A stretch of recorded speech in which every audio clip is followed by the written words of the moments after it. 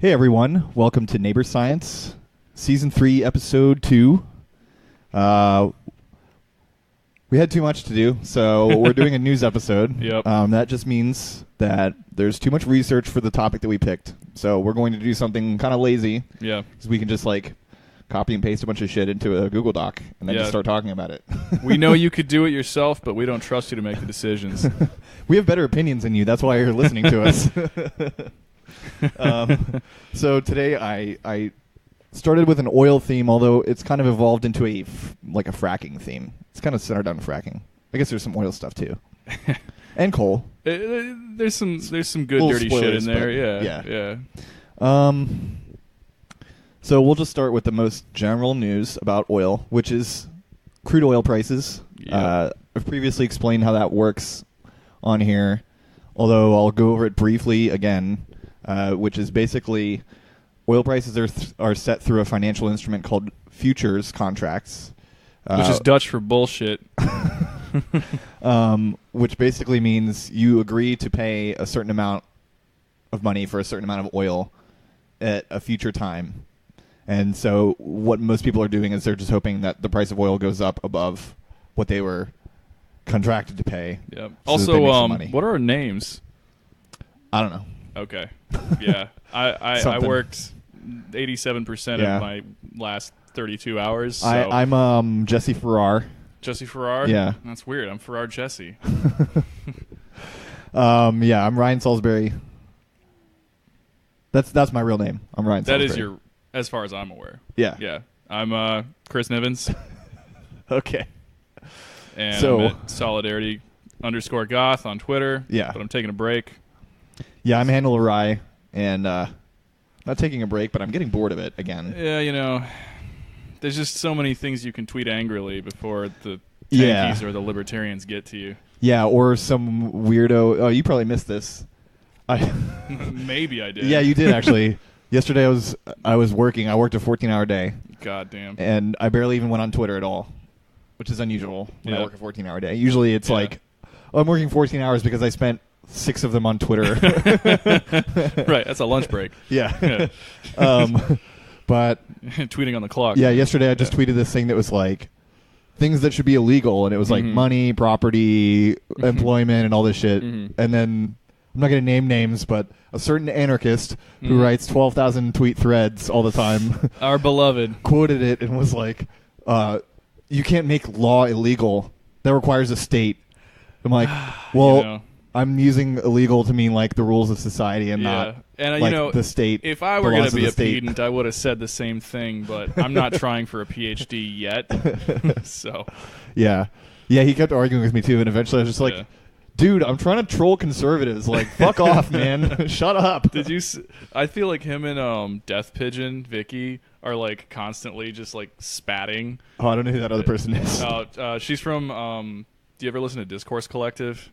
It's mostly commie, but it's pretty good theory and stuff. Oh, okay. They also do some other stuff. But the only Discourse podcast I listen to is The Discourse with Chad Vigorous. Okay, yeah. Chad's good. Yeah. Anyway, back to I wish he would come on our podcast, but he's probably too cool for us. He's probably too cool. Yeah. He probably lifts way more than I do. He definitely lifts way more than I do. Me. Yeah, and I can't abide being bested by another man. Plus, he's a jock, and this is a nerd podcast. Right. Kinda, so. Right. Yeah.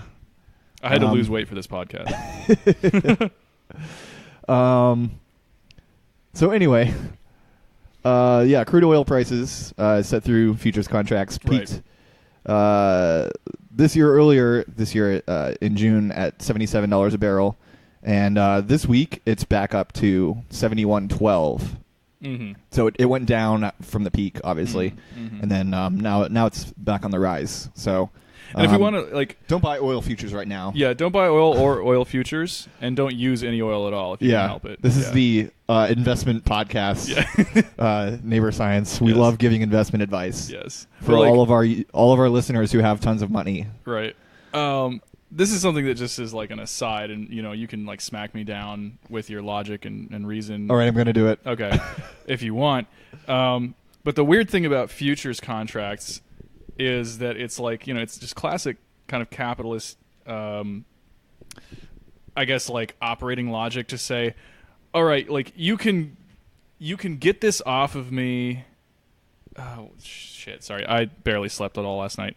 Basically, the idea is that like you have to make somebody promise to either do more work, get really fucking lucky, or make somebody else do more work to get anything out of the deal. Right. Which is just like an almost explicit increase in repression of people's freedoms. Yeah. Essentially. So a futures contract I mean, is really that's what just an agreement to capitalization fuck basically more is. people. Yeah. Yeah. Yeah. Because Just to make that explicit for everybody who's really into like oil prices or something. Yeah, you like know? all correct actions under capitalism are Yep. based on the idea that you're going to adding more layers to the pyramid. Yeah, you're going to get more revenue in the future, and that inevitably means that Right. you're going to have Right. more control over other people's time. Exactly. Over the subjugated workforce of the state. Exactly. And the other thing that I brought up with oil futures contracts when we talked about it before was that if you look on like Investopedia, where it explains what the purpose of oil futures contracts is, they make it seem like the people that buy it so that they can make money off of the price going above what the futures contract says are like a tiny minority. They're like the fringe group. They're like the loony people who are like, oh, those wacky guys. Right, That's not like what oil those, futures contracts are for. Come on. Right. Yeah. Yeah. They say that it's Gold so stockpilers and shit. Yeah, they say it's so that users of oil can avoid price shocks. So like they can pay now, and then like if the price goes way up, then they're safe from that. Yeah, but that's not what it's for. Yeah, there's a tiny minority of people that do that, and then Yeah. the vast majority of it is people speculating on the price of oil. Yep. It takes a village, guys. Yeah, and that's how capitalism works, guys. So you have some stuff in here. Oh, I just threw some bullshit in there. Okay. Sorry. It's fine. One thing that was just funny is that, like, I don't know if anybody remembers when there was that kind of disastrous eruption at Kilauea in Hawaii. Has that actually stopped? Because last I checked was like a month ago, and it was still fucking happening. Yeah. I mean, it's just like this oozing sore on the earth, and I mean, Hawaii is beautiful otherwise, but volcanoes are so are a is big my deal. ass, but if there's a bleeding pimple on it, I would still be worried. right, exactly. But then all these like fucking, like Zero Hedge and these other kind of like creepy like proto dark web sort of sites. Yeah, crypto white supremacist websites. Sort of sites are like. The weird thing is that they then were like, what if Kilauea was started by a bunch of crazy liberal scientists just drilling into nowhere or fracking? And you're like, but we finally discovered HARP's true purpose. Yeah, right. But don't the fracking people like you? So confusion.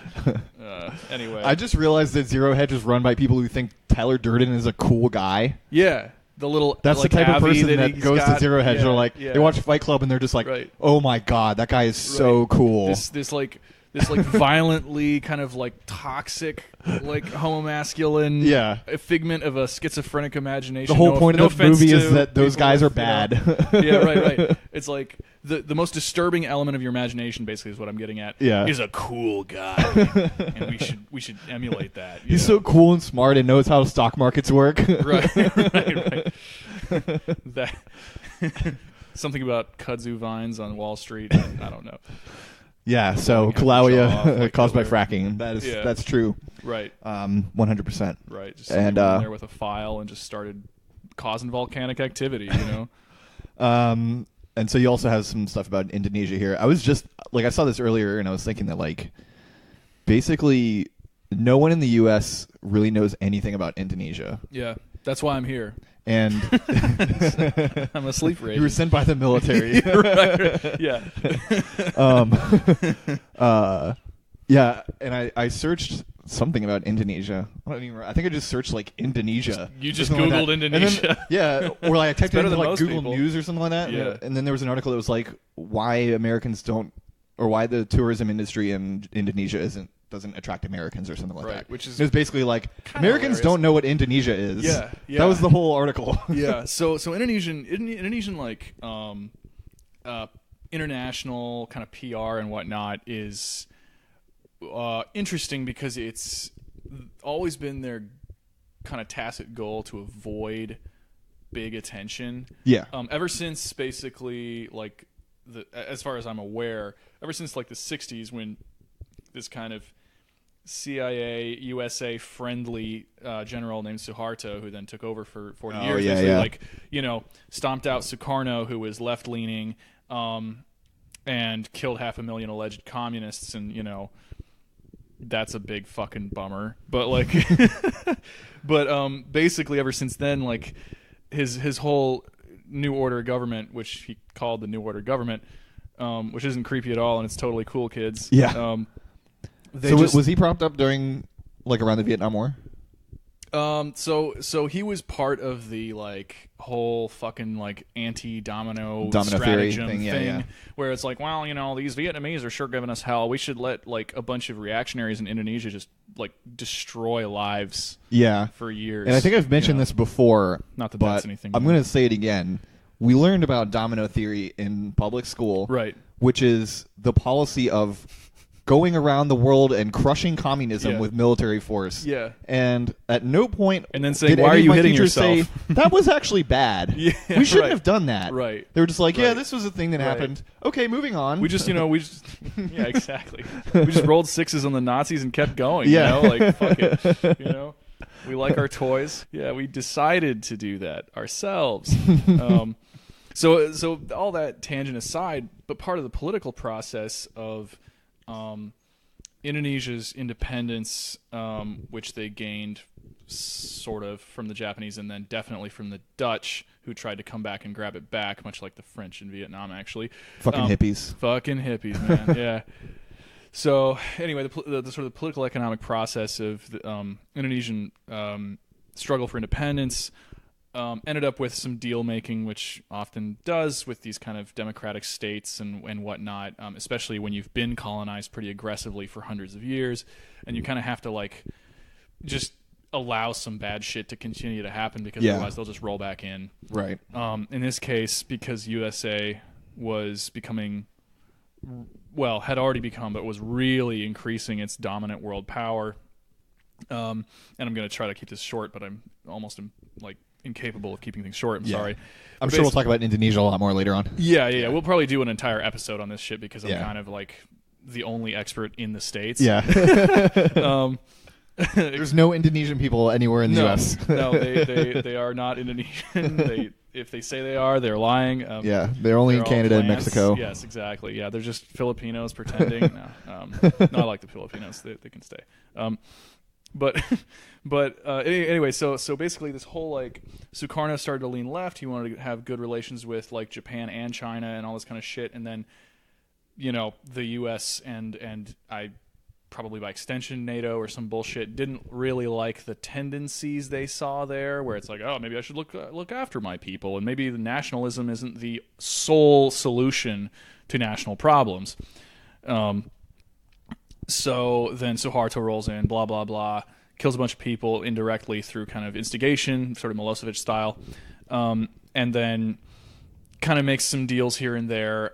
He actually suppresses the Islamists in favor of kind of like a secular nationalist kind of government. But besides that, he also continues to kind of prop up deals here and there that were either made or grandfathered in through previous treaties and occupations, such that, and this isn't oil, but it is extractive industry. The Grasberg mine, which is basically owned and operated by Freeport McMoran, which is like this gigantic fucking Thanos of mining. Like, it's fucking awful, and it's American as fuck. Sounds like a company we need to talk about. Yeah, Freeport McMoran is a big deal. I've never heard of them. Exactly. Yeah. You've never heard of them. Yeah. And they operate, I think it's almost like a double mine complex in the same area. Okay. It's the third largest gold mine and largest copper mine in the world, and it's in Papua, as in like the landmass. I can't remember how we do the provinces now. We as in Indonesia, blah blah blah. But Papua used to be called Irian Jaya, which is essentially a colonial term put on them by the Indonesian government. Because of some political, they knew that there was resources there, and the people there couldn't fight back. So basically, after quote unquote liberating themselves from like the Japanese and Dutch in the kind of World War II and post World War II era, they then felt very free to just kind of be like, well, the Dutch were kind of there. Let's take it. And anybody that, tries to stop us will be absolutely fucking slaughtered. Yeah. But then because everybody's got to be a damn Commodore Perry. Right, exactly. Everybody's just got to do this shit. And so they made it like their little mini African colony in the eastern, kind of, Indonesian area. Anyway, so then Grasberg mine is basically grandfathered in through that, but into a treaty such that Americans own and operate it. So it's this kind of like Russian doll proprietorship. And anyway, so that's how American contracting tends to work. Exactly. Anyway. They're just like shells and shells and shells and shells all the way down. What was this? Several years ago now. So backing up, just political economy, right? And I'm sorry for hijacking. We'll get back to oil shit. Yeah. Very soon. But this is all pretext and background backfill for why Indonesia is making these decisions now. Mm-hmm. So in the late 90s, when I was like hitting puberty, and we were actually living there at the time, and it was starting to get a little heated because the financial crisis, the Asian financial crisis, which is like a regional global financial crisis as we experienced it, was really just punishing these Asian economies because of restructuring and like debt savings stuff that like these, like the IMF and Western powers were just like pushing on these guys, like, oh, you're all irresponsible and you don't know how to handle your money. And you're like, okay, motherfucker, well, like let us try, So because of all this, then Indonesia went through some political turmoil because there's no actual separation between politics and the economy. So they figured out what people had long, I think, suspected, which was that Suharto, the reactionary autocrat who established the new order, had basically set up his family as a government mafia, and they owned and or embezzled a shit ton of stuff from these national industries. That's unusual for a dictator to do. I've never heard of it anywhere else, but it's a good thing that it doesn't happen in these here United States. Yeah. Yeah. We're safe. Or some of those other oil-rich countries. Yeah. Certain ones. Certain ones. I'll leave it up to you, the listener, to decide which ones that I'm talking about. It goes by a two-letter acronym. Venezuela. It's one of those other ones. So because of that, then they went into what they now call the Democratic era, which is basically everything since the late 90s has been more or less democratically elected presidents and everything like that, which means that they are now trying to representatively push national policies that reflect their economic needs, their political needs, etc., which in May 2008 led to Indonesia saying, we're going to leave OPEC when our membership expires this year, and we're just kind of like, we don't want to have to meet the quota, and we want to kind of like just govern this ourselves, blah, blah, blah. Another 8 years later, in 2016, they're like, well, we're back in OPEC. But then they had these other issues with production, and they really favor, Indonesia's interesting because they like to fly under the radar, and they like to mind their own business, and they're a huge fucking economy. And they're the fourth largest population in the world, and I think it's like they have like 1% of the world's landmass, which is a damn lot. Anyway, so with that and all their resources and all their people, they're really concerned about governing all that, and it's a little tough. So they've been kind of working on new policies, including what I think it was the Jakarta Post called economic nationalism. Oh boy. Yeah. I think we've heard this term before. Yeah, I think so. So even the current incumbent president, who's up for re-election against his prior rival, who was like an old guard kind of strongman type with like a kind of a previous, he was like associated with some of the previous autocratic people. But now they're both kind of competing over like how kind of populist and nationalistic they can kind of talk about their oil and gas and other natural resources, their extractive industries and whatnot.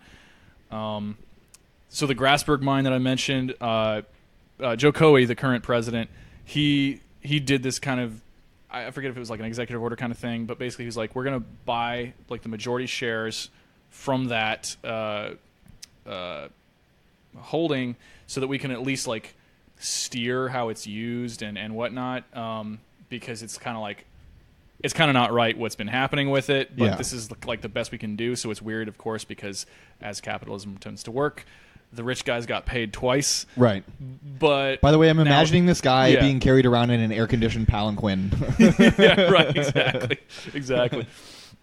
And then, and then now they're just kind of talking about like, well, they're encouraging the Indonesian oil producers and whatnot not to sell to, like, I think it's Chevron and whatnot, but to sell directly to the national oil and gas company.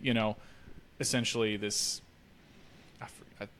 I forget what the actual full name of it is, but basically the Indonesian national company that handles that shit. Just sell to them instead of the foreign companies, and through actual like activist redistribution to the national company to essentially nationalize control of their own oil and other resources that they can choose to. Well, hopefully they actually get to the other resources part, because it's kind of what Venezuela did wrong. I think. Exactly. And we'll get to Venezuela in a few topics, right? I mean, same episode, couple topics. Oh yeah. Sorry. Anyway, that was a huge tangent. My apologies. Flapping my mouth.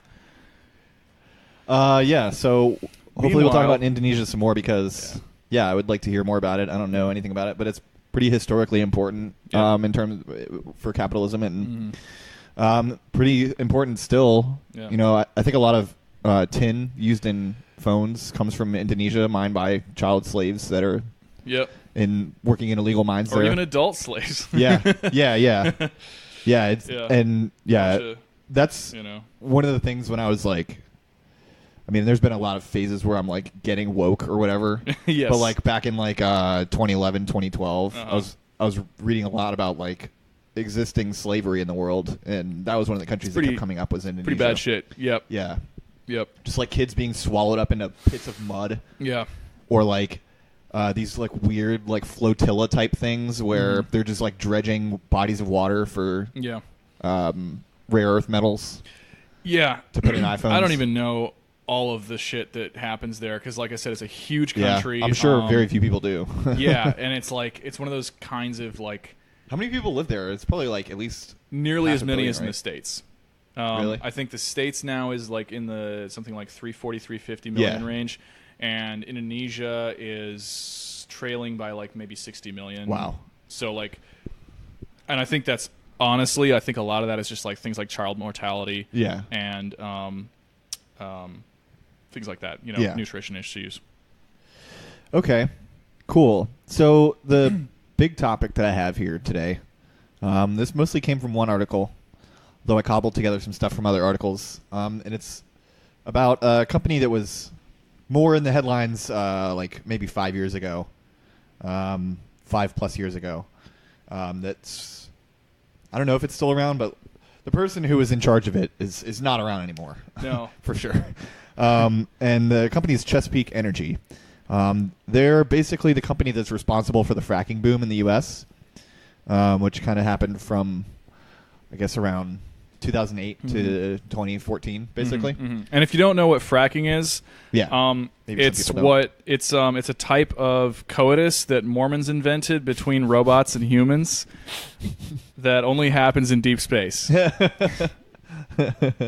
For those of us, okay. So I was like, oh, he's actually thinking of people who may not know what that is. Fracking is when you blow up part of the Earth's crust to get a bunch of nice burny shit out. Yeah, get rich. One thing that I think is not obvious about fracking is, I mean, I think people growing up now just became familiar with it just because it was like around us all the time.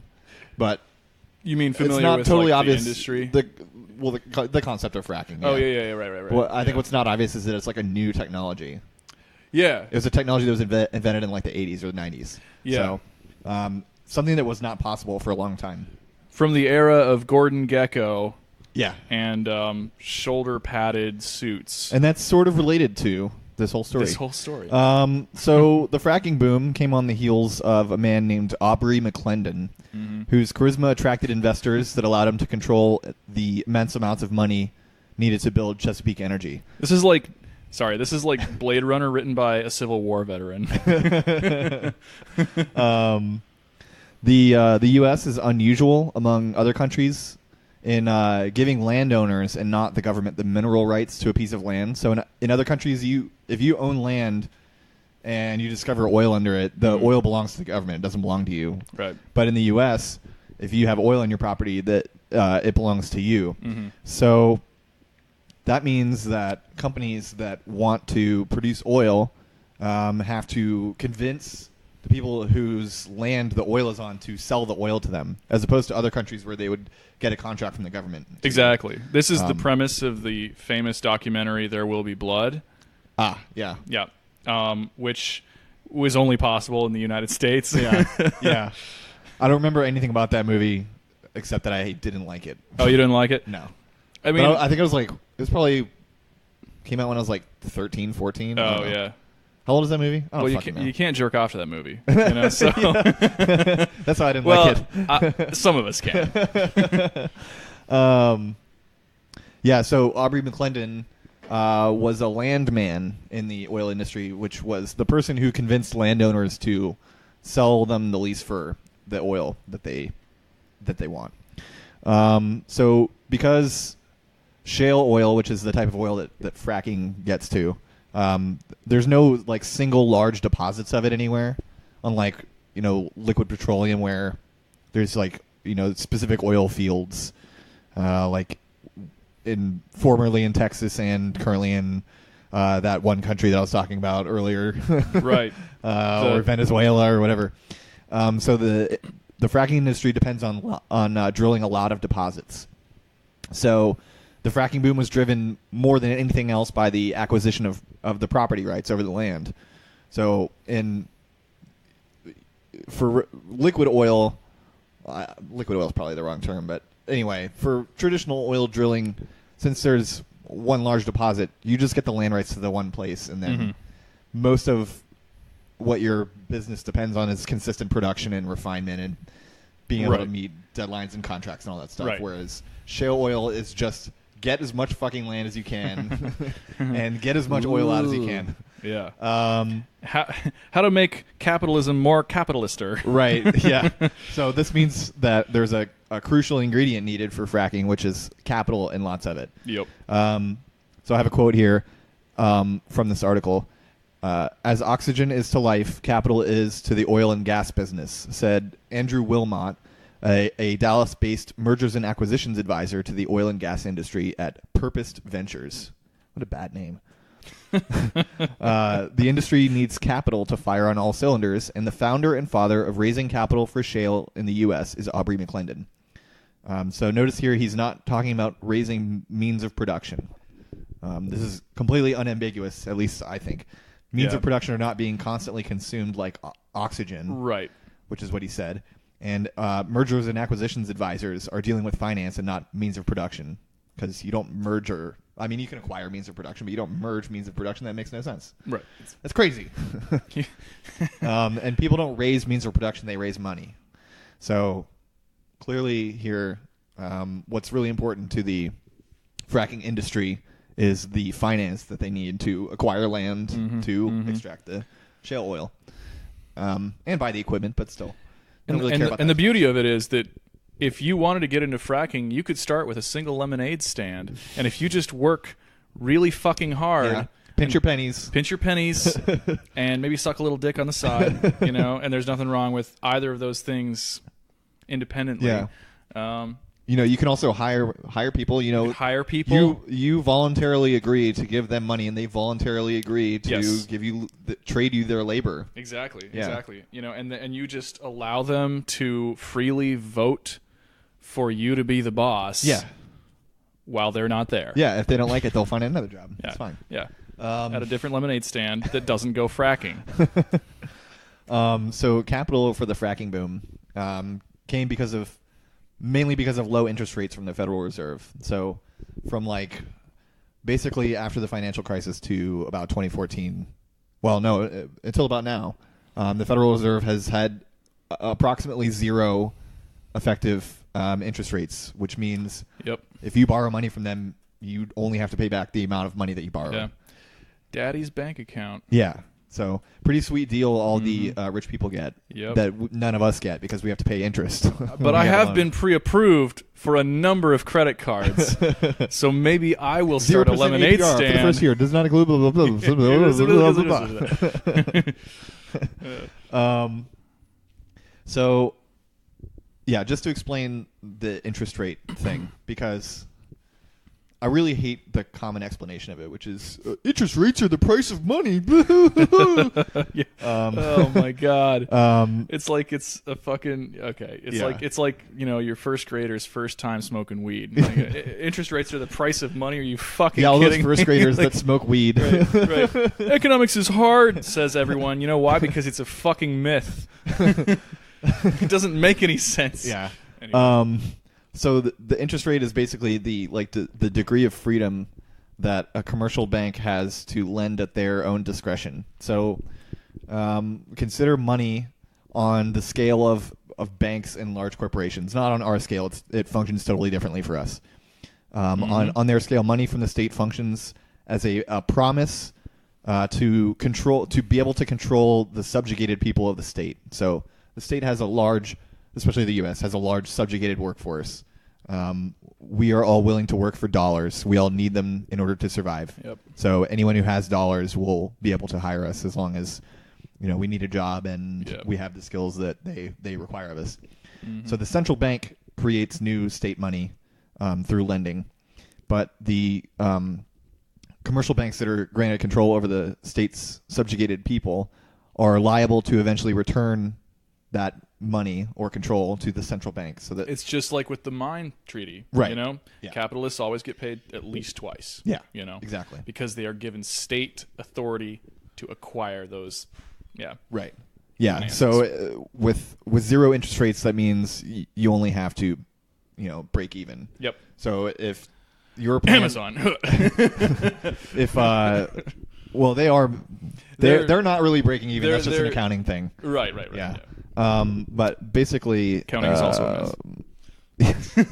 Sorry. God damn it. Math is a myth. Keep derailing me. I'm sorry. Mathematics. Go ahead. So anyway, the interest rate is an additional liability, essentially restricting the amount of experimentation that commercial banks and therefore the businesses they lend to are able or willing to perform. So the lower the interest rate, the more willing banks are going to be to take a risk, because if it doesn't work out as planned, then they're not liable for as much money. So again, the Federal Reserve has maintained zero or near zero effective interest rates since the recession. So in other words, it's been giving free rein to business to do whatever it wants, to the extent that such a policy exists with central banking. Yeah. So, which is unprecedented in history. I mean, that's never happened before. It's probably not going to happen again. These lucky bastards. Yeah. They really jumped on that one. So businesses like Chesapeake have been able to expand rapidly just by throwing any money at any problem they come across. And I have a quote again here from the article. In the decade before 2004, Chesapeake spent around $6 billion acquiring properties, companies, and leases. McClendon, who would later call these years the Great North American Land Grab, gross, developed a reputation among his peers for overpaying. His aggressiveness didn't endear him to the old-time oilmen. Everyone in Midland hated Chesapeake, one said. They came out here when land... I should read this more like a rich business guy. They came out here when land was leasing for $200 to $300 an acre. All of a sudden, Chesapeake was paying $2,000 to $3,000. They got in some good places because they shut everyone else out. Their attitude was, "We are Chesapeake, get out of our way." That's what business guys talk like, right? Well, it depends on your central bank.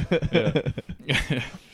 I think their attitude was more like, "Hey, we're Chesapeake, we're walking here." So contrary to conventional wisdom, both neoclassical and Marxist, Chesapeake was not trying to minimize costs. So according to any other person's economic theory, what businesses try to do is minimize costs so they can maximize profit. Which is absurd. Yeah. That's not how business works. They were paying far above what the dominant players were paying as part of a strategy to increase their value in the future by getting valuable leases now. So they were betting on the outcome of them controlling enough of the shale oil rights in order to beat the other capitalists at gaining revenue in the future. Yeah.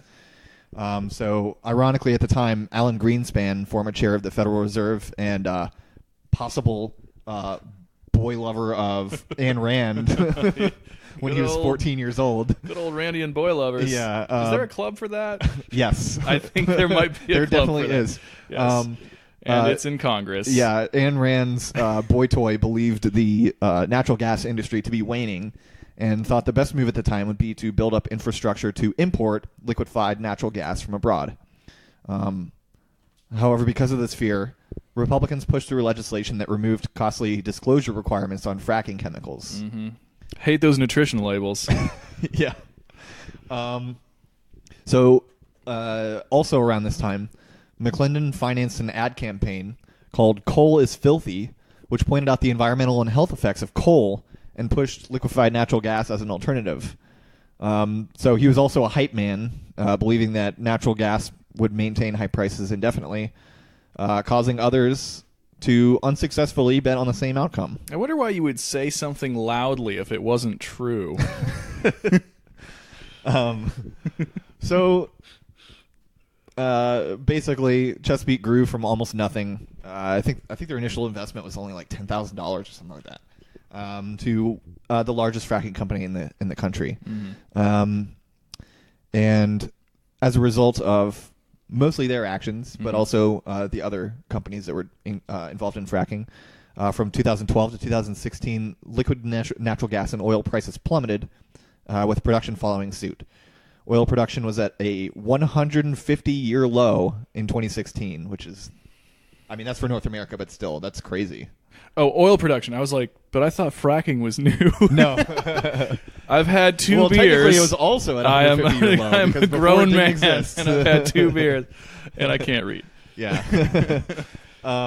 So in 2016, 60% of fracking equipment remained idle. Damn. And well, that's just inefficient. How could that be possible? yeah, I don't so that's understand. That's a point that Shoulder pads Dickler and Nitzon and make logic. repeatedly in Capitalist Power, which is at any given point, a huge percentage of our so-called means of production could just be not running because they don't have the capital to run. Right.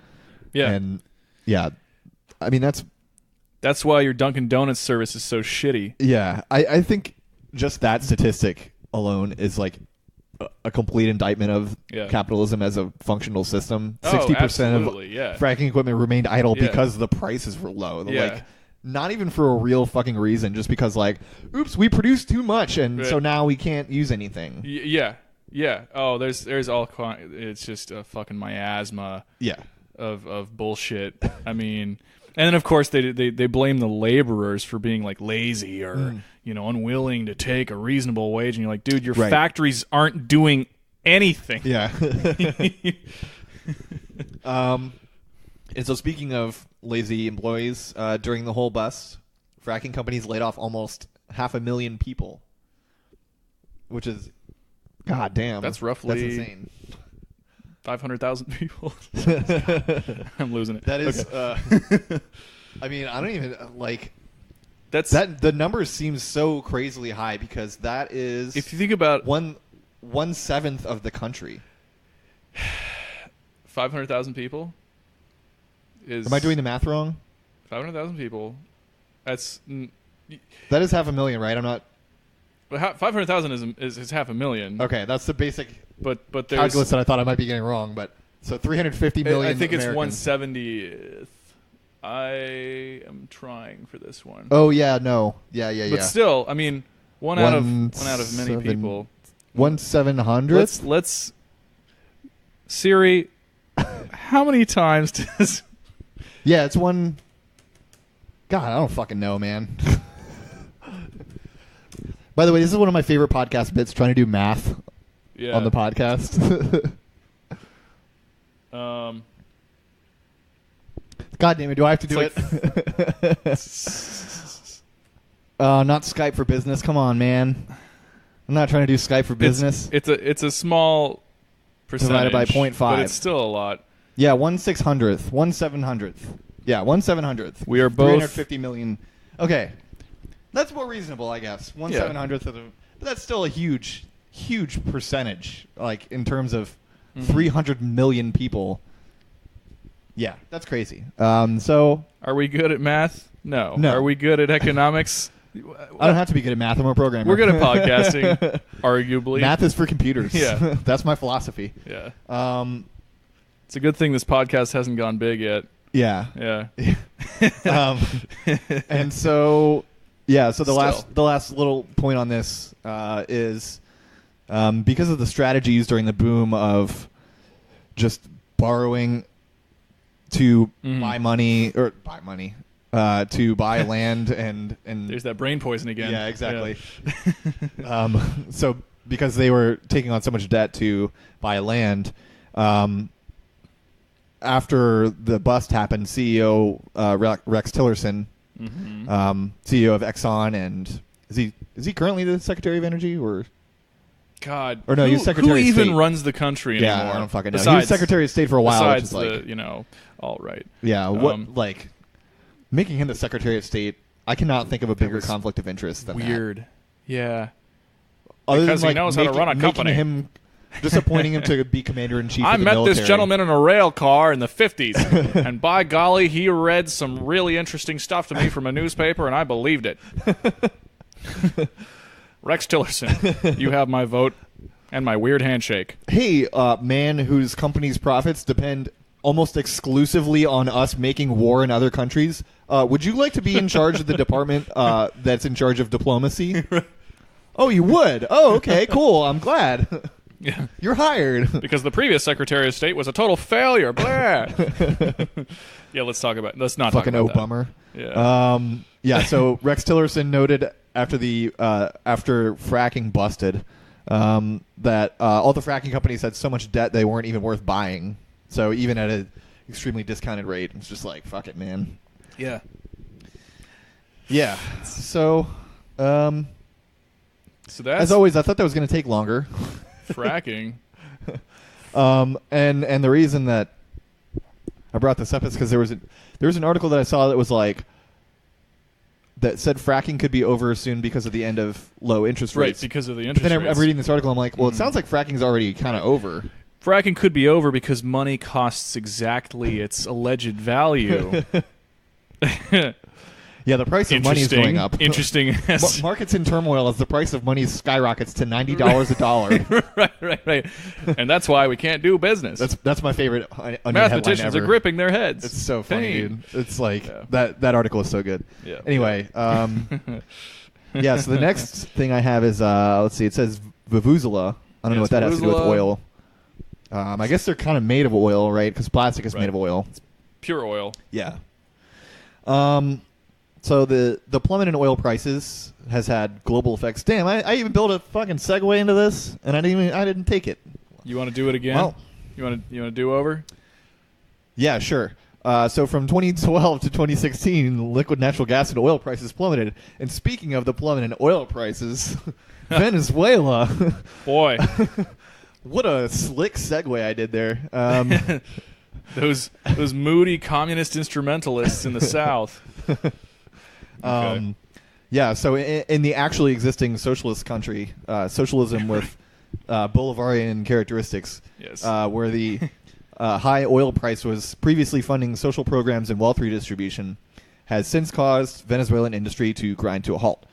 So in April, Conoco, which is half of ConocoPhillips, which is a large conglomerate, I think U.S.-based conglomerate. Mm-hmm. I believe they are the people that make electric razors. It wouldn't surprise me, these they fucking do say Phillips on conglomerates, them. Yeah. It's just bizarre. I believe they also make the Philips Hue light bulb that everyone fucking loves so much. Yeah. I'm pretty sure they actually made Prince Philip himself. Yeah, probably. Yeah. And then they downgraded to like more kind of Prince Albert. Yeah, some Alberts, some Conocos. So yeah, Conoco was awarded $2 billion in compensation by international arbitration courts related to the 2007 expropriation of oil projects by the Venezuelan government. So in 2007, the Venezuelan government expropriated oil projects. I literally just wanted to rephrase exactly what I just said as a bit. Oh, yeah. Yeah, just to explain the background there. Yeah, right. So wasting no time at all after this arbitration decision, Conoco moved to take over a string of assets held by the PDVSA, which is, I think that's the Venezuelan oil company, if I recall. I brilliantly didn't put the full name before I put the abbreviation here, so I'm not entirely sure what it stands for. PDVSA. That sounds like a fetish. Let's look it up. PDVSA. PVDSA. It's the PDVSA. Philadelphia Village Democratic Socialists of America. Okay, PDVSA. It's oil company? Yeah, it's the Venezuelan state-owned oil and natural gas company. So it would be like the analog to the Indonesian company I was talking about before. Okay. And the acronym arises from some kind of Spanish or sort of like Gazprom, phrase. except Right. it's not headed by someone who's sucking Trump's dick, having gay sex with the president. Yeah, because that's a mature reaction to international intrigue. So yeah, Conoco moved to take over Cool. a string of assets held by the Venezuelan National Oil Company in the Caribbean earlier this week, which I think that might have been last week that this article was. So basically, and again, let's be under no illusions about what the fuck this means. They strong-armed some people into giving them money because they wanted more money in the first place, and then they used the money they got to strong-arm some other people because they wanted that money. Right. Because they didn't have enough power to get that money themselves. Yeah. They legitimately stole all that shit to begin with. Yeah. So Yeah. it's theirs. It's like stealing milk money can't and then steal using back- that no money takesy to bribe a backsies. kid to bully the other kids. Yeah, it's fucking pathetic. I want to be in the arbitration court where it's just like, we find that the defendant has legitimate cause on the basis of no takesy backsies. Right, basically, right? Oh, wait a minute. I should have thought of that before I became an impoverished colonial country. Yeah, based on the precedent of finders keepers, losers weepers. Right. We award Conoco the rights to the PDVSA's transshipment facility on the island of Bonaire. God damn. Yeah, so Conoco has gone after a 10 million barrel storage and transshipment facility, which I'm guessing that just means they take oil from the refinery and send it to wherever it's going. I believe so, yeah. Yeah. That's one of the major things, just like in war, in transnational corporate economics, logistics is like 90% of it, right? All you're really doing... Especially today. Exactly. Yeah. Everything has to be integrated in such a way that one of the 400 richest people in the world gets that fucking dividend or whatever. But and that means that we'll there's a lot hear of physical... we'll hear more of that in Exactly. a second. Mm-hmm. So yeah, they've gone after this storage and transshipment facility on the island of Bonaire, and storage facilities on the islands of Curacao and Aruba, all of which are just off of Venezuela's coast. Mm-hmm. So Venezuela's having trouble keeping up oil production. It has a lot of equipment that needs repairs or replacement that it's unable to fix or replace, mostly because of lack of capital. It has overworked employees. Weird. And for some reason it can't import diluent, which is a chemical used to reduce oil viscosity. So Venezuela's oil, again, I've talked about this previously on the show, but there's different grades of oil based on the sulfur content and the viscosity of the oil. How stubborn the dinosaurs were when they died. Right, Yeah. exactly. Yeah. And we all know that the big meteor that killed all the dinosaurs was near Venezuela. Yes. At least closer than it was Created to a lot of to that just one kingdom natural with the one resistance. prince guy who runs it. So Venezuela's oil is very heavy, so they depend pretty heavily on diluent in order to make it saleable grade, which is light sweet crude. That's the main one that people want. Yeah. Ain't that just such a southern kind of idiom? I gotta say, light Sweet sweet crude. crude makes it sound so delicious. Right. I want to drink just some wanna of it. fucking drink it. Yeah. You know? And Like, man, I bet it tastes like treacle syrup. or yeah, something. right. I mean, yeah. And also, and in terms of like, you know, again, for those of you who are listening who are maybe less familiar with these highfalutin scientific concepts that we bandy about, viscosity really is just like thickness or thinness. You know, it's like either the oil is kind of poragey or pudding like, you know. Normal people call it consistency, which Right, because I'm never a fucking fails dork. to bother me, but I'm starting to get used to it because it's just Exactly. Right. you got to pick your balance. It's like basically, can you drink it? Yeah. We were just, fantasizing about that, but you want it to get to that drinkable level. Yeah. But if it's a little too, thick. Yeah. I think I'm Can't gonna pipe play. it. I think I'm gonna play the sound clip of Ricky from Trailer Park Boys, like explaining what different types of gasoline taste like. There you go. That would be perfect. Yeah. So that's the issue right there. Yeah.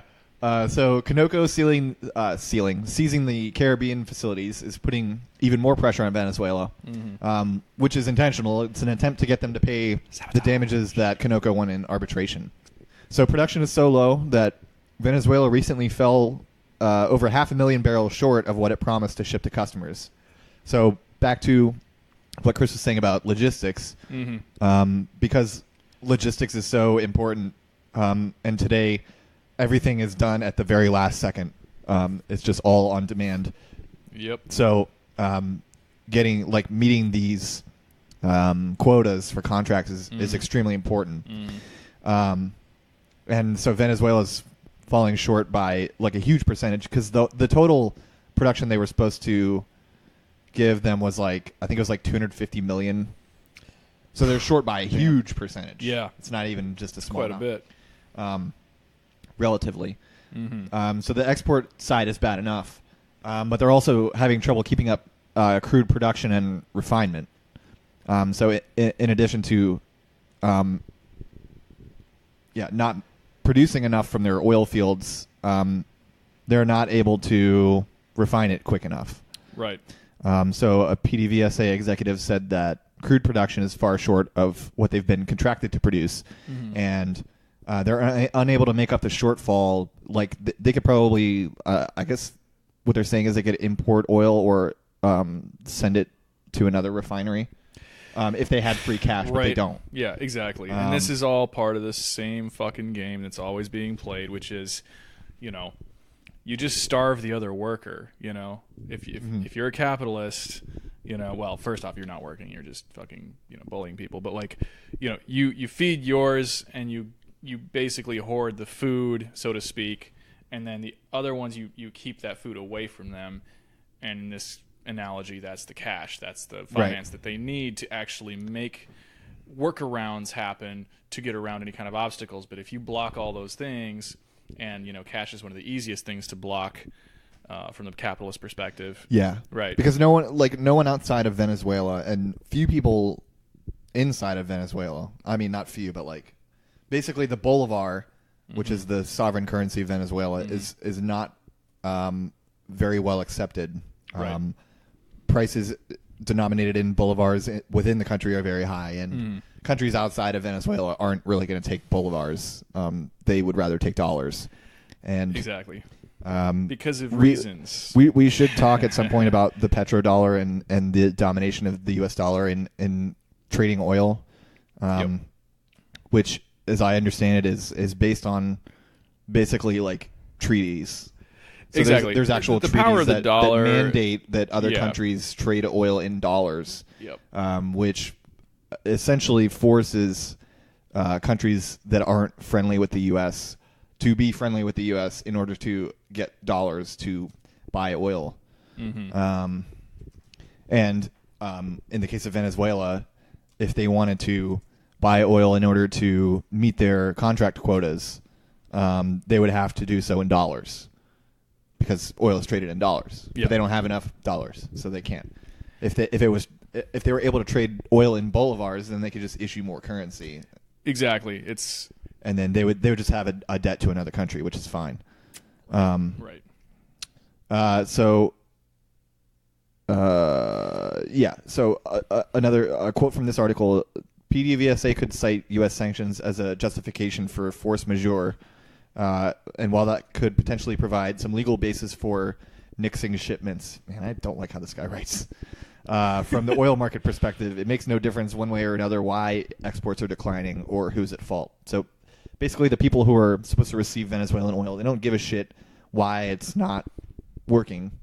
So even though Venezuela could say, oh, well, the reason that we're not able to meet this contract quota is because the U.S. is fucking with us, but Right. it really doesn't. They don't care. Yeah. And Yeah. that's kind of a little microcosm of capitalism itself, where it doesn't matter how you do whatever you do as long as you Exactly. get the money that Yep. the other person is expecting. Yep. And this is the interesting thing, and just another aside, because I love disrupting the natural course of conversation. Oh, that's because the I'm whole such a podcast. fucking asshole. Yeah, yeah. I'm getting used to this, guys. I'm sorry. Ryan's an expert. I'm but a neophyte. But this is within the capitalist world. I just thought of a line based on that. Just a step too late, but kratom is for closers.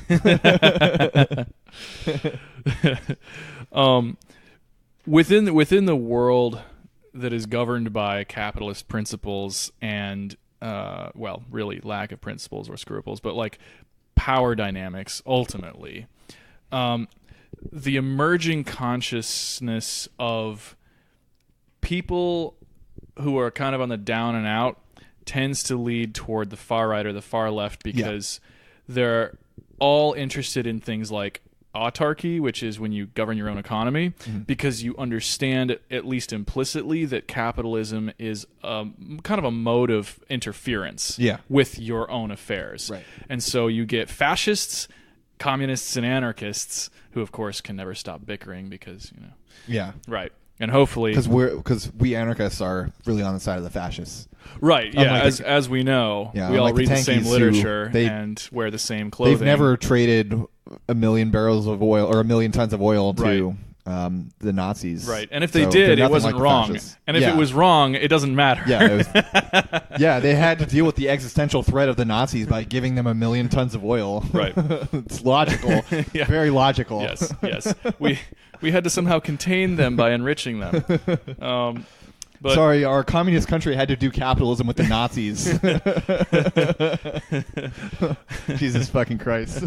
so this is the interesting kind of aspect of this competition between the Venezuelan economic system and their specific political economic concerns and the wider capitalist context, which always pits everyone against everyone, but which also guarantees the 95% of the time that some powerful capitalist or their cronies and firms win out in some way or other so that they can ratchet things up for the next round.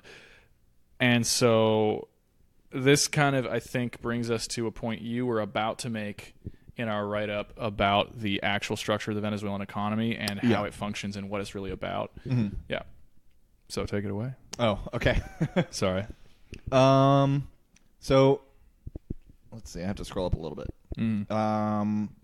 Yeah. So their failure to meet the contract quotas has caught up with them. They recently handed 7 oil fields over to private companies. This was earlier this week. So the companies will operate the fields for 6 years. According to their contract, they must boost production, perform needed maintenance on equipment, and purchase replacement equipment for stuff that needs to be replaced. Right. PDVSA will pay a fee for the oil that they produce, and it will reimburse them for investments into the oil fields. Mm-hmm. So that's kind of like a workaround, right?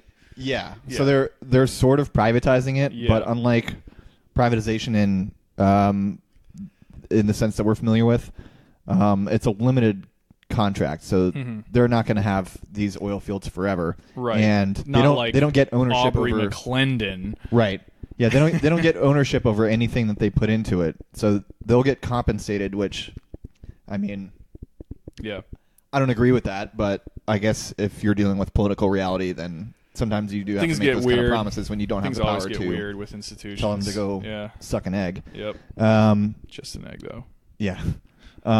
So of the companies revealed to be part of this deal, 5 of them are Venezuelan, which means Venezuela is not socialist. It's a capitalist country with price controls. Yep. Because it has private businesses. Yep. And now the government is giving contracts to those private businesses. Which is never mind. I won't even say it. And the other two, of the other 2, one is Panamanian and another is Chinese. Mm-hmm. Actually, there could be more companies. It's 7 oil fields. Mm-hmm. It just happens to be 7 companies, but maybe it's 1-to-1. I don't know. It doesn't matter. Really. And it could always change, right? Because of the nature of the contracts. Yeah, and of capitalism. So last month, Maduro cut oil subsidies for citizens. So for those who don't know, which definitely didn't include me prior to reading about this stuff for this episode, I knew this the whole time. Citizens in Venezuela get oil for, I think it's like, one bolivar per liter, because of subsidies for citizens only, not for businesses. So citizens, just to clarify, because I actually didn't hear about this at all, and you read about it, so I hope I'm not embarrassing you with this question. So citizens get a bolivar or a bolivar, however they pronounce that, for like per liter of oil produced? No. If they go to a gas station, now I'm embarrassed. They buy a liter of petrol. It's 1 bolivar. Oh, I see. So Yeah. it's basically subsidized so that a citizen. Yeah. So when you purchase oil, you only have to pay 1 bolivar per liter. Basically, just is like, Yeah. I have an ID. Is that so? That's what this is. Right. Yeah. So before they didn't need an ID or anything, but so now, so they're ending oil subsidies for like any Tom, Dick, and Harry, I guess is the phrase. They have to restrict the access. Right. So Maduro created a card called a Fatherland ID. I don't know why that's so hard for me to say. Fatherland ID. Because it causes the gorge to rise. It causes the bile to boil in your throat. The Fatherland ID. So you basically fill out a bunch of forms. You get this ID card, and then the ID gets you back on that sweet 1 bolivar per liter of light sweet crude. Mm-hmm. Oh yeah, sweet so tea. that you can drink all you want. Yep. Anyway, how else will they put food on their families? Yeah. How else do you put food on the table unless you get a liter of oil for a bolivar? That's right. So critics complain that it's a ploy to limit the oil subsidies to supporters of the Maduro government, which is stupid. I see the logic because it's the sort of thing that, like, if you're grasping for a thing to argue about if you're why a it's cynic, bad, yeah, then that's the first thing you'll go for. You're like, well, I mean, we repress our voters, so this is probably. So about half the country has registered for a Fatherland ID so far. So this argument is kind of stupid. So other critics complain that it's a ploy to collect information on citizens. So the Fatherland ID is free, but applicants have to answer questions about socioeconomic status, which probably means that these particular whiners are wealthy and they don't want to disclose how fucking rich they are. Yeah. I mean, it's obviously less humane than having your private data stolen relentlessly every microsecond of every day. Oh yeah, by social networks, which are now more or less way more necessary to your economic existence. It's not like it's far more crude and brutal than that. Oh, and by the way, I didn't write this in the notes. I didn't explain why this subsidy is ending. It's not just because of lack of oil production. It's also because smuggling has been a huge problem with this arrangement, where basically dudes will fill up cans of gas or oil, and then the picture I saw was a guy on a motorcycle, so I'm assuming they do this with motorcycles, but maybe not. I'm just imagining this fucking badass scene of like this, I don't know, a Colombian or something on a little Yamaha with like literally just like 5 liters of oil on their backpack, and they go zooming off the coast, off a fucking pier into the sunset, and they land on a speedboat. that in the imagination of our white supremacist critics here is probably piloted by a Somalian. And then they just go and blow up the Twin Towers all over again. They accelerate really fast. They're really fast. They go off a ramp. Ultra fast. And then they land on a Somalian pirate ship. Yes. Where they give them the oil. Exactly. And then the 5 liters of stolen, incorrectly subsidized oil is then robbed from our true friends, ConocoPhillips. Yeah. Yeah. So basically who are rolling troops onto the beach right now. Basically the scam was Venezuelan citizens would fill up a jerry can of gas and they would take it to another country and then sell it at a non-subsidized price. So they were just arbitraging the government subsidies. It's really unfortunate, guys. Yeah. And so the last complaint from critics of this Fatherland ID situation are people complaining that it's a ploy to secretly introduce rationing by limiting the amount of subsidized oil a single Fatherland ID can purchase, which seems more like everyone that's has the overt purpose of it. Everyone has an indeed natural right to guzzle as much sweet crude as their bellies can handle, and a Fatherland ID should not bar them from this inalienable nay privilege. This whole criticism is so funny to me though, because it's like after the Trump tax cuts, if like a Democrat pundit was like, this is all just secretly a ploy to give the rich to let them keep more of their money. Like, no, that's literally what it's for. That's what it's fucking for. Hey, wait a minute.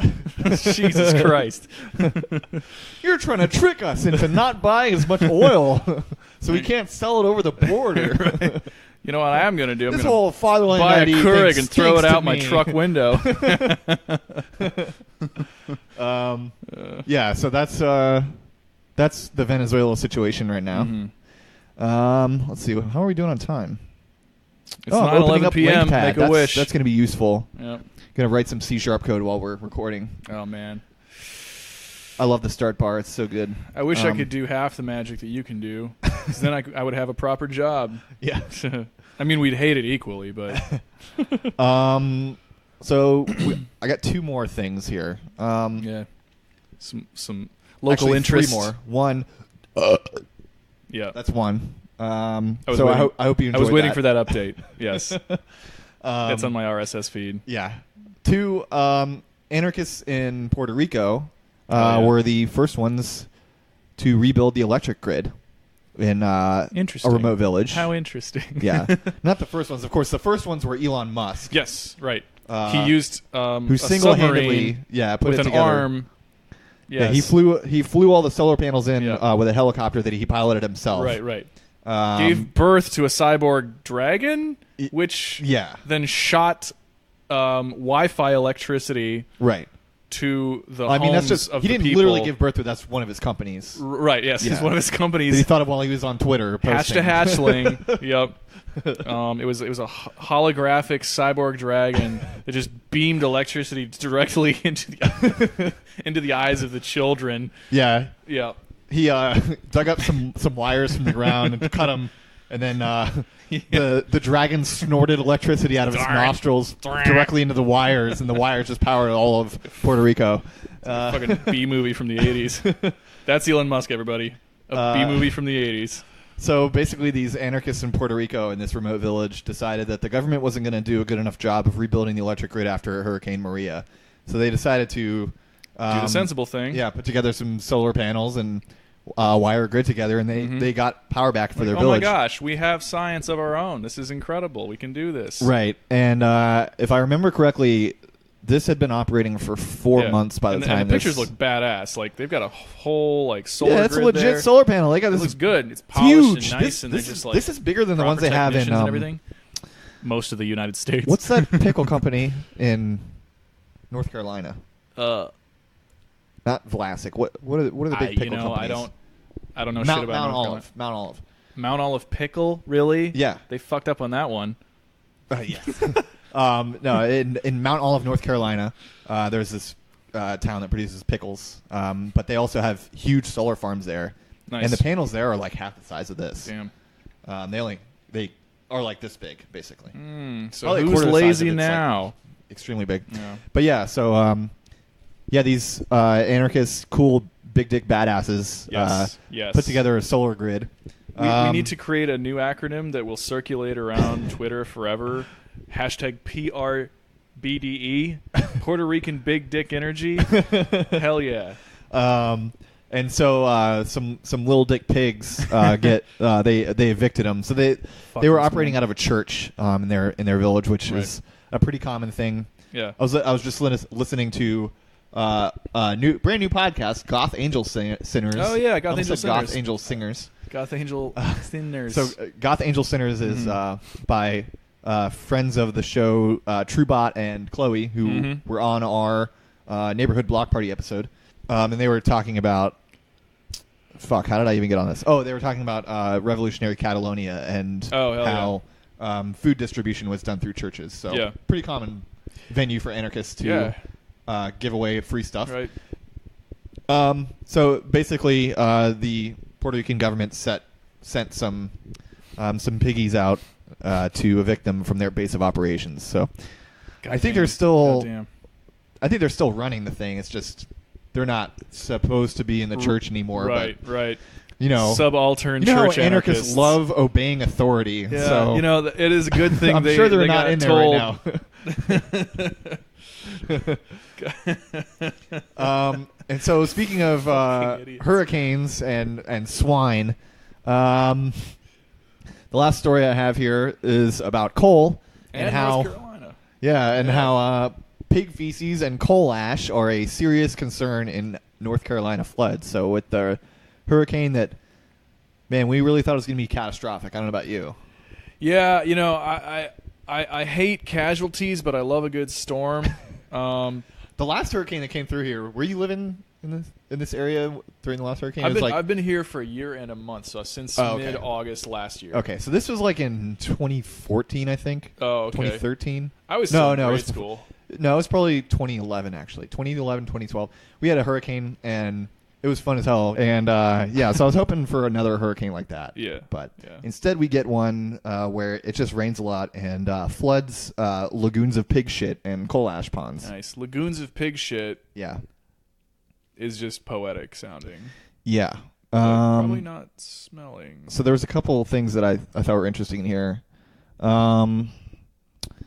There's thousands of these pig shit lagoons in the state. Wait, thousands of pig shit lagoons. Yeah. Because of the thousands. Before, Holy fuck. no. Before, okay. Yeah, these swine farms. So now, okay. I always forget that. Are we going to do an episode on swine people farms? Haven't watched as many documentaries as me. So back during the golden age of documentaries around 2011, I watched like every documentary that was on Netflix. I'm just Yeah.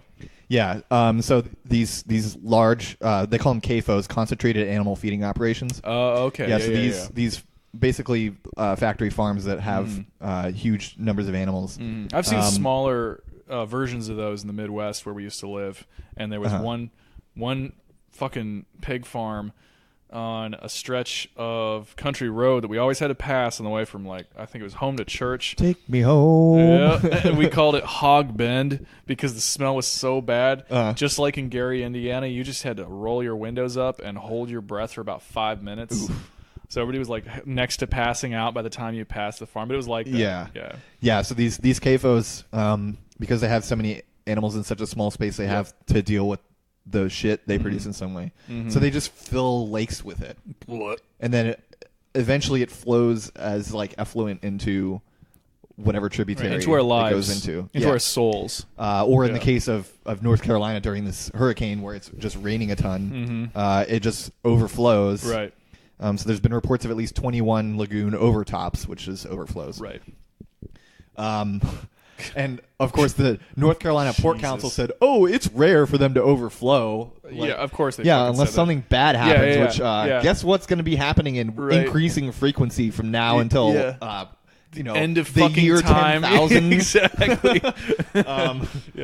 It's rare based on our records prior to this year. Yeah. Yeah. So the council that told us that this thing was rare said the other 3,000 lagoons in the state are in good shape. Which you just that's gotta good start news. fucking planting stuff in that pig shit. You know, this is what I think it's too toxic for that. I think that's the problem. Okay, well then they need to start, especially because those pigs are fed antibiotics. Yeah, and stuff, so then like, we need to start planting politicians in the pig shit and see how that works out. Dan, that is a cruel punishment. It is a cruel punishment, and I'm all about the cruelty. All right, so our new policy prescription is throw Jeff Bezos into a pig shit lagoon. Yeah, you want to hear a fucking joke? Okay. It's a story joke. Okay. And it's from my religious father, and it goes like this. So so a guy goes to hell. Okay? That's not the joke, but he goes to Jeff hell. Bezos. Jeff Bezos goes to hell. Let's make this good. Let's make it sweet and crude. Jeff Bezos goes to hell, and a minor demon is his concierge, and he says, "All right, here you are, Jeff, you motherfucker. You're in hell. And you're at our mercy, but you have one final choice before you spend eternity rotting your fucking ass off in this hole." kind of sounds like the Heath Ledger Joker. You have one final choice. You have one final choice. Why so serious? Why so Bezos? And so he basically leads him down this long fiery corridor, and there's two doors, and it's one of these things where he says, you get to check out these two vast chambers of misery and decide which misery you'd prefer to deal with. And Jeff's like, well, I've always been a decision maker, blah, blah, fucking blah. So this minor demon throws open door number 1, and it's just like endless. I mean, we're fucking talking about like transdimensionally endless fields of people wading around helplessly and shit up to their nipples, and Jeff's like, oh wow, and it smells awful, there's like gouts of fire coming from this hell swamp, and he's like, oh my fucking god, that is awful, and then he goes, well, what's in the next room? And the minor demon says, all right, fine, we'll show you. Fucking goddamn it, So he throws open the next fiery door, and it's literally almost the same thing. This vast transdimensional hellscape of just like shit up to your nipples, and everybody's just waiting around helplessly.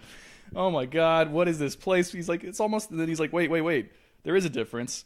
Everybody's standing around. They got a cup of coffee, kind of holding it elbows high above the shit and the fire and everything, and the kind of chemical pooling, and they're just kind of like looking around miserably, and they're just taking sips of coffee, and he's like, well, fuck, I mean, I guess I'll take room number 2, The demon's like, fine, get in there, fuck you. So Jeff goes, and he sort of forces himself to wade into this mess, and the door slams shut for all eternity behind him, and then this gigantic booming voice from above goes, all right, fuckers, coffee break's over, get back on your heads.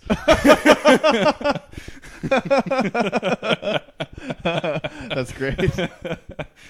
Fuck you, Jeff. Yeah, so that's what we're going to do to Jeff Bezos. All right, so back to the actual real rivers of shit. North Carolina. Oh, and by the way, when you mentioned that, the punishment that I previously had in mind for billionaires was there's this place. Oh, and this actually goes along with the theme of the episode.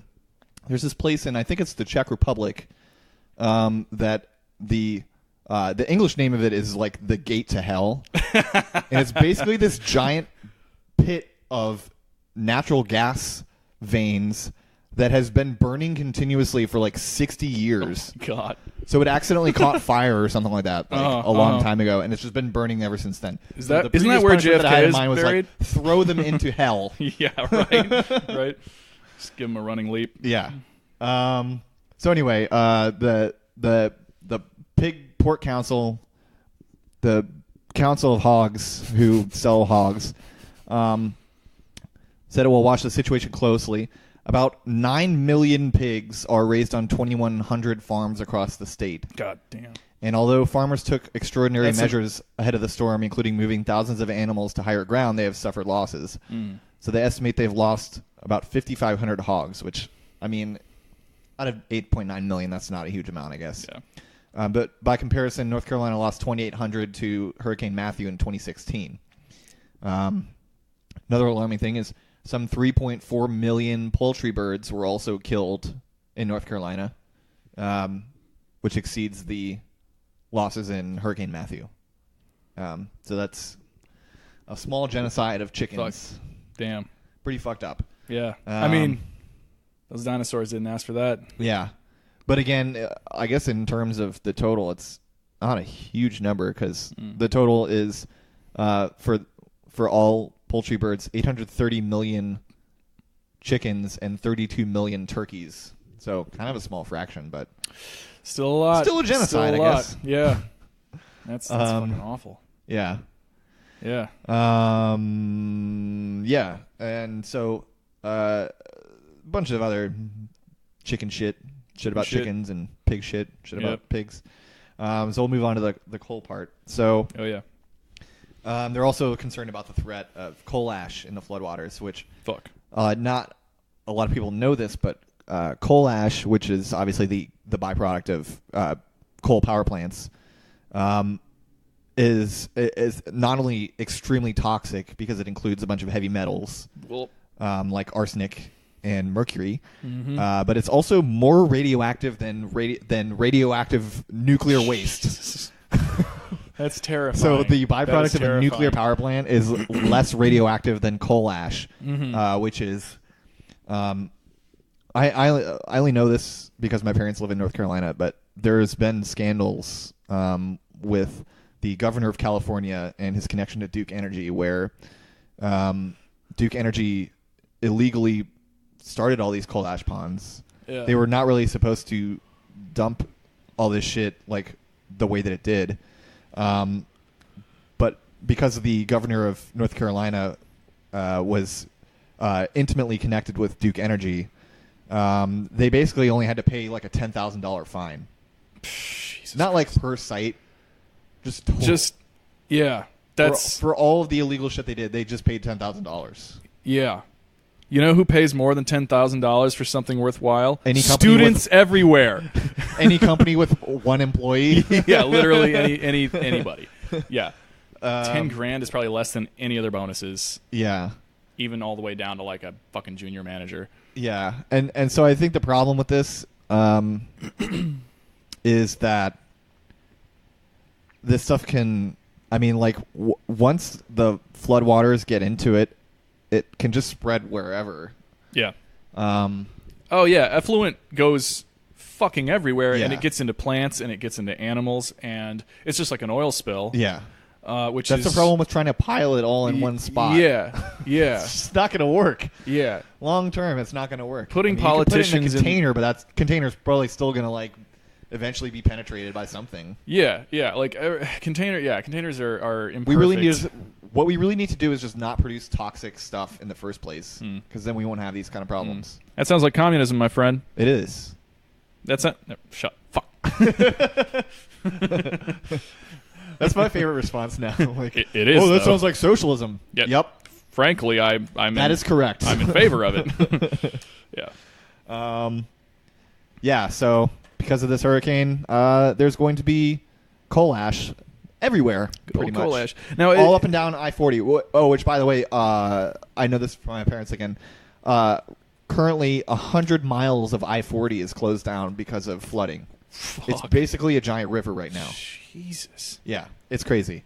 And Wilmington is basically cut off because on one side they have, I don't know what the bay is, but they have a big bay there that goes almost directly out to the ocean. And then, well, I guess that's the definition of bay. But so on one side they have the bay, and then on the other side they have I-40, which goes up to central North Carolina, and Raleigh and stuff. And so I-40 is flooded, so nobody can get there. Jeez. So my parents and neighbors in their fucking gated community have tried multiple times to get to Wilmington from wherever they fled to, and they just haven't been able to do it. So people have been cut off. But another thing that anarchists did is organize airlifts Oh, to hell yes. get people and supplies That's into awesome. Wilmington. So they were actually the real first responders. Yeah. Yeah. Unlike the pigs. Yeah. Unlike the firefighters, who I respect slightly more than the pigs, but I still suspect that they're quite reactionary. Depends on the firefighter, I think. Yeah, I'm firefighters and paramedics are always like, they're like the friendly libertarians. Yeah, in I'm many sure cases. it's more of a mix. Yeah, too, whereas cops like, are like straight up fucking yeah, Nazis. they're all just fascists. Yeah. Yeah. So I think that's pretty much all we got for this episode. Do you have anything else to add? I think that's everything from me. Oil sucks. Yeah, and if you also want to hear about more coal and coal ash related politics, obviously check out our friends in Kentucky, the Trillbilly Workers Party. Oh, yeah. They're great people. Yeah, those very guys are interesting podcast. I often fall asleep to them, not for the reasons that Tom does have a very relaxing voice. It's very relaxing. Thank you, Tom. But then Terrence got that Terrence's laugh. Like, it keeps you level, you know. Yeah. You're relaxed. You're hyped. Now I'm imagining a podcast with Terrence and Stav from Cumtown, and that's the whole thing. It's just them laughing. Right. I also admire Tanya's propensity for fighting. You know, it really like keeps me alive. So you guys are fucking awesome. We're nobody. You're everything. I wish I could move to Kentucky just to shake your hand. But that's... And for the record, I pronounce it Appalachia. Oh, yeah. Where I come from, it's something closer to Appalachia, which I think it's because it was named after like a... Greek god. Doubled as like a Jello-based dessert. We're running out of steam, folks. Yeah. I got to go to bed soon. I got to start drinking again. Yeah. Yeah. So, yeah, if you don't enjoyed drink that, the coal ash. Yeah, drink the sweet crude. Don't drink coal ash. Drink crude. Don't drink pig shit. Yep. Keep your fatherland ID on your person at all times. Yep. Lest you be compelled to ramp your motorcycle onto a speedboat, onto a cruiser of some kind, and then potentially blow up New York. Yeah, don't do terrorism, please. Don't do terrorism, but do first response. Unless you really want to. Right. And then because we are, you know what? We're not. Who are we to tell you? Who are we to tell you what's a terrorism? We're not lifestyle gurus. So if you really do want to do terrorism, go ahead and do it. Right. But if you want our advice, you probably will get caught. Yeah. So that's the most dangerous part of it. Is being caught. Yeah. But if you have to get caught on Richard Spencer's face. Yeah. So, if you enjoyed this episode, if you want to hear more advice on whether or not you should do terrorism, you can follow us on Twitter at NeighborSciPod. I'm at Handle of Rye. Chris is at Solidarity_Goth. We have a Facebook page, which is Neighbor Science. We have a Patreon, patreon.com/NeighborScience. I'll probably start giving some of the money to Chris because he's currently working 3 jobs, and I'm only working I am 3/4 of one. Really, that's cool. That's cool. What else? We have an Instagram that Peter's still running. It's at Neighbor Science on Instagram. We love Peter switched too. Websites. So the new website is Neighbor Science. I think. Hold on. NeighborScience at .podbean.com. I just typed science with an M, so that's smart. Yeah, neighborscience.podbean.com. I will eventually get a proper domain name, and it will most likely be neighborsciencepodcast.com. Yep, and then I don't want to take Neighbor Science because if Maiko decides to make a website, I want him to have the rights to Neighbor Science. Yeah. So and then once we monetize this site properly and just like post a bunch of like double banners of like hentai game ads on it, then we recommend you start bringing other people on to listen and really enjoy our curated marketing content and affiliate ads and and another thing to look forward to with Podbean is for anyone who's a span of Spotify, fan of Spotify, which I recommend against, but I'm not going to tell you how to live your life. Right. Do terrorism. Listen to Spotify. I don't care. Yeah. We will eventually get on Spotify. The only thing I have to do is go through our older episodes and remove any copyrighted music. So. Right. I don't know if my Cardi terrorism. B, not Cardi B. I don't know if my Playboy Cardi avoiding too many N-bombs remix of Broke Boy counts as copyrighted, because technically it's a derivative work that I made. Right. But if it's deconstructed, who I'm sure knows? according to the law, right. The law, like the proper noun, that's probably a copyrighted law. song. So once I get rid of all the copyrighted songs, I can submit it to Spotify. It'll be on there. Judge And, Dredd's going to burst into your bedroom one night over a Cardi B track. Playboy Cardi. Playboy the other Cardi. Sorry, I misheard you. The other hip hop Cardi. Yeah. Although I do love both of them. Yes. Even though they're both apparently not great people, but right. whatever. But they're cardier than me. Yeah. Yeah. Yeah. All right. Bye. All right. Bye, guys.